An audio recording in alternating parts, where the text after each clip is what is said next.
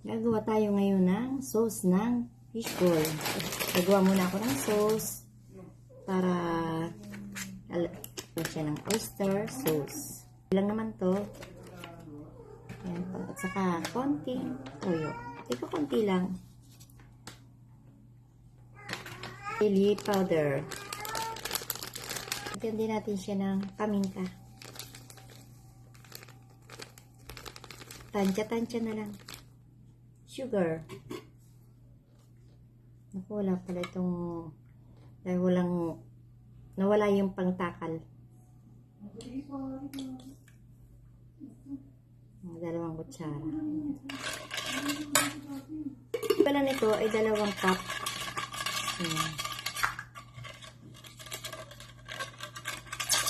Tinawin na natin ang asukar. Ay, sa kalahating cup na tubig, tayo naman ay magkakanaw ng harina. Isa't kalahating kutsara lang.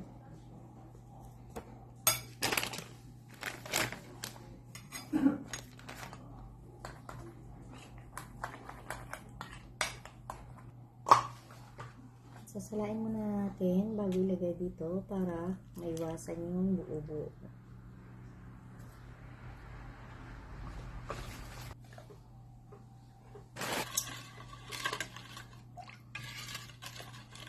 Saka natin ito pakukuluin para lumapot.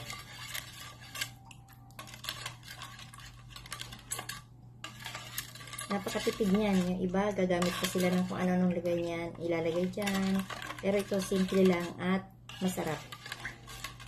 Napakasimple lang ito guys. Ito na guys, sinalang ko na ang kasirola. Ibubuhos ko na ang itong ginawa ko.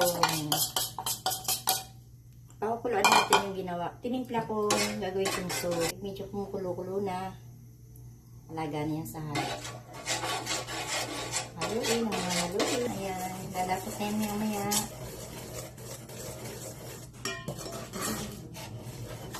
Maingay mga anak ko. Ako'y nag-video. At na niya sa likuran. At pag malamig na yan, mas lalapot pa yan.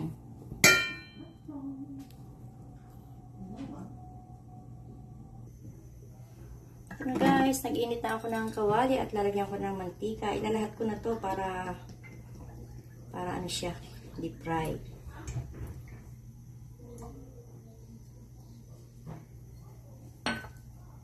Painitin ko lang yan ng konti, isang init pa, ilang minuto pa pala, konti na lang. Okay, talagay ko na yung kalahati.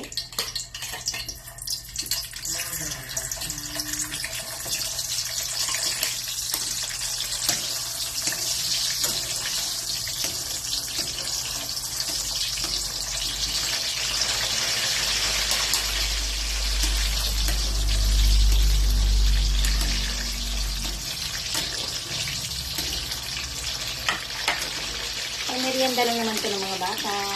Request nila sa akin, magawa daw ako ng sauce at mag-prito ng fishball. Kaya bumili sila sa Alpha ng fishball. Ang kanilang merienda.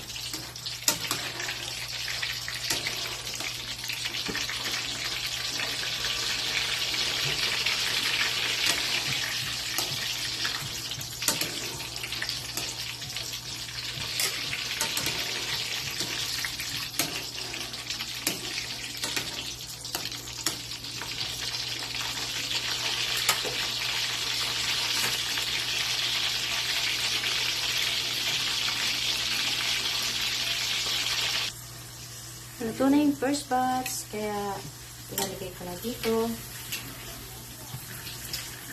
At isusunod ko naman yung second batch.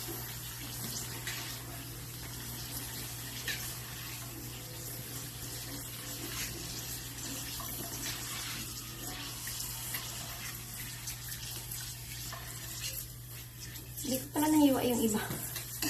Alam ko iniwa ko ito lahat eh. Mas bumilog ulit siya. Ano ba yan? Ay.